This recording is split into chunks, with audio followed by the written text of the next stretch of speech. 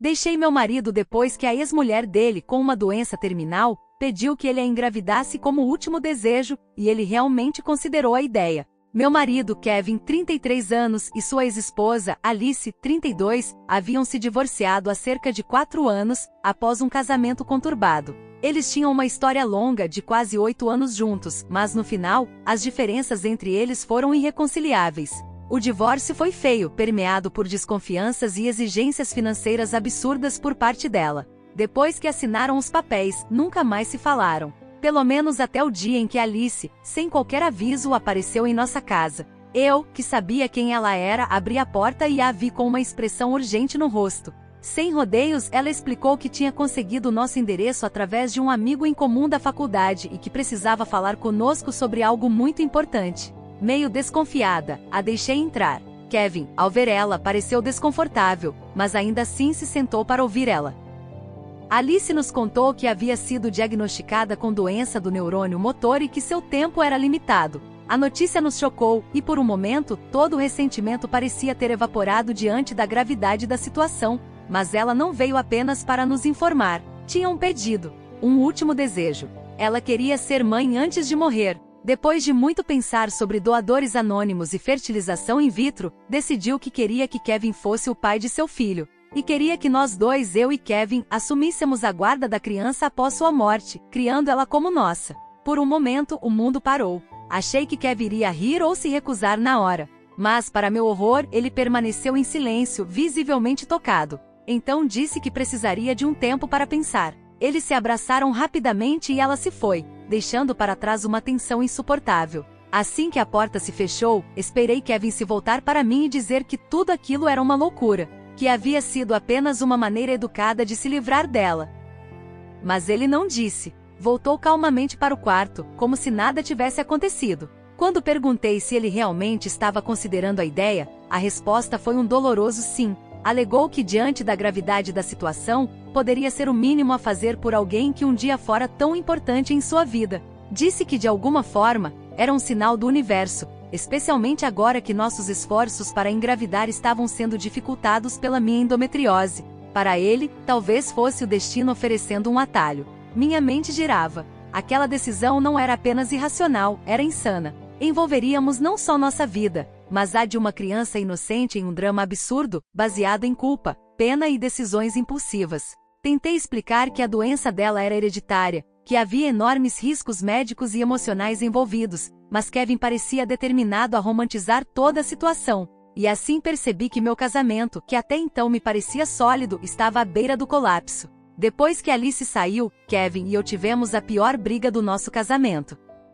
Eu tentei, com toda a calma do mundo, fazer ele enxergar a realidade. Aceitar o pedido dela seria loucura, um fardo emocional e prático absurdo para nós dois. Mas ele parecia surdo. Pior, parecia querer me convencer de que eu era insensível, que estava sendo egoísta por não considerar o último desejo de uma mulher morrendo. A discussão escalou. Kevin dizia que essa seria uma oportunidade única de termos um filho sem precisar que eu passasse pelas dores e riscos de uma gravidez difícil, já que nossa jornada de tentativas frustradas pesava sobre nós há meses. Na cabeça dele, aceitar o pedido de Alice era quase uma forma prática de resolver tudo. Para mim era o completo oposto, uma traição emocional, uma anulação de tudo que tínhamos construído como casal. Tentei explicar que não se tratava apenas de uma gravidez. Era uma nova vida criada a partir de um ato de caridade misturado a laços antigos, memórias mal resolvidas e culpa. Não se tratava apenas de mim, era sobre trazer uma criança ao mundo já envolta em perda, doença e confusão. E acima de tudo, era sobre ele ainda estar emocionalmente conectado à ex-esposa de um jeito que eu nunca poderia aceitar. Eu chorava, implorava para que ele reconsiderasse, mas Kevin estava frio. Disse que pensaria melhor, mas deixou claro que achava que eu estava reagindo exageradamente. Naquela noite, enquanto ele saiu para clarear a cabeça, eu arrumei minhas coisas. Não podia mais ficar ali, vendo a pessoa que eu amava cogitar destruir tudo que havíamos construído. Quando Kevin voltou e viu que eu havia ido embora, ligou imediatamente. Eu atendi, esperando algum arrependimento, mas ouvi novas acusações. Disse que eu era insegura, que meu ciúme doentio era o verdadeiro problema. Que eu não era capaz de fazer um pequeno sacrifício para ajudar ele a realizar um gesto de amor e compaixão. Era como se toda a nossa história juntos tivesse evaporado. Como se eu fosse uma estranha, um obstáculo. Desde então, ele tem me bombardeado com mensagens, às vezes suplicando, às vezes me culpando. Uma montanha-russa emocional. E eu estou despedaçada. Ainda o amo, mas o homem que conheço ou achava conhecer parece ter desaparecido. Agora estou encurralada entre duas realidades. Tentar salvar um casamento que já pode ter sido quebrado além do reparo ou aceitar que essa decisão insana revelou algo muito maior sobre quem Kevin realmente é. De qualquer forma, nada será como antes. Após dias de silêncio e brigas por telefone, decidi encontrar Kevin pessoalmente uma última vez. Eu queria, com todas as minhas forças, tentar resolver aquilo de forma racional, tentar fazer ele entender o abismo que ele estava cavando entre nós. Então voltei para casa. Ele me recebeu de maneira surpreendentemente calorosa, pedindo desculpas pelo comportamento dos dias anteriores. Por um momento pensei que havia esperança. Sentamos e eu expus meu lado com calma, expliquei os riscos genéticos da doença de Alice, a gravidade emocional de criar um filho nascido sob tais circunstâncias e, acima de tudo, o absurdo de achar que isso era resolver o nosso problema de fertilidade. Expliquei que gravidez, maternidade, criação de um filho, tudo isso deveria vir do amor, da escolha, e não de uma obrigação mal disfarçada de caridade. Kevin começou a argumentar comigo como se fosse um debate. Ele disse que a gravidez de Alice seria uma forma de evitar minhas dificuldades com a endometriose. Seria mais fácil do que adotar ou pagar por uma barriga de aluguel e que deveríamos simplesmente aceitar o presente que o destino estava nos dando. Ouvir isso foi como uma facada. Ele não via o peso moral da situação. Não enxergava o absurdo. Pior, tratava toda a questão como se fosse apenas uma conveniência prática. Mesmo assim, continuei tentando argumentar. Perguntei sobre Alice poder piorar durante a gravidez, sobre o bebê herdar a doença da mãe e o trauma que o mesmo poderia carregar ao nascer com a sombra da morte pairando sobre ele. Kevin se calou por alguns minutos. Pensei que talvez, finalmente tivesse entendido.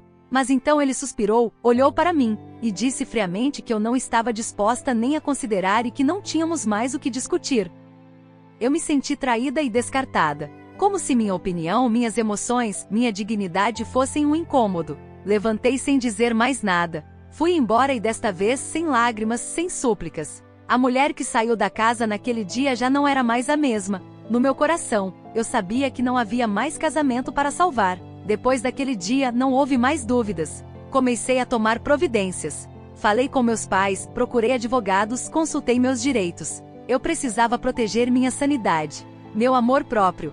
Não podia mais ficar presa a um casamento que Kevin claramente já não valorizava. Entrei em contato com um advogado especializado em divórcios. Em poucos dias, os papéis estavam prontos. E não muito tempo depois, Kevin foi formalmente notificado. Ele respondeu com pequenas alterações, mas no essencial aceitou. O silêncio entre nós, desde então, foi absoluto. Nenhuma mensagem, nenhuma tentativa de conserto, nenhuma demonstração de arrependimento. Ao mesmo tempo, eu tentava me manter funcional, acordar, trabalhar, seguir a vida.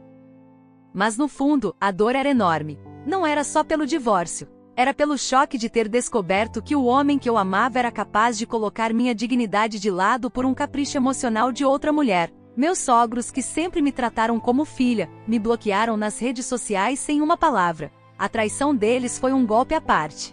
Percebi que no fim, sangue fala mais alto para algumas pessoas, independentemente da justiça ou da lógica. Não queria me vitimizar. Então decidi que publicamente manteria o máximo de dignidade. Poucos amigos íntimos ficaram sabendo dos detalhes. Alguns ficaram do meu lado sem pestanejar, e a eles serei eternamente grata. Dentro de mim, porém, a batalha era diária. Alguns dias eu sentia raiva, outros dias eu só sentia vazio. Mas uma certeza começou a crescer, eu merecia muito mais. E quanto a Kevin, a vida seguiu para ele também, de um jeito que eu jamais poderia ter previsto. Alguns meses depois, fiquei sabendo da última reviravolta, Alice estava grávida.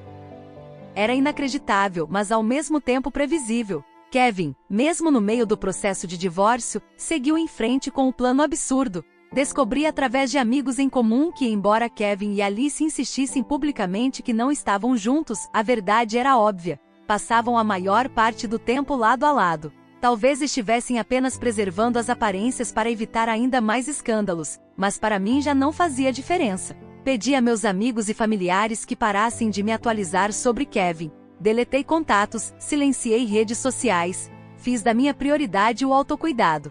Comecei terapia, me matriculei em aulas que sempre quis fazer, viajei sozinha pela primeira vez em anos. Cada pequena conquista era uma reafirmação de que minha felicidade não dependeria mais das escolhas de outra pessoa. Houve dias difíceis, noites de insônia, lágrimas silenciosas, saudade do que eu pensava que tínhamos. Mas, aos poucos, algo mudou. Deixei de lembrar do Kevin com dor, passei a lembrar com indiferença. Entendi que nem toda história precisa ter um final feliz com a mesma pessoa. Às vezes, o verdadeiro final feliz é o recomeço. O que acharam dessa história? Deixe sua opinião nos comentários. Não esqueça de deixar o like, se inscrever no canal e ativar o sininho para acompanhar mais vídeos como esse. Até logo!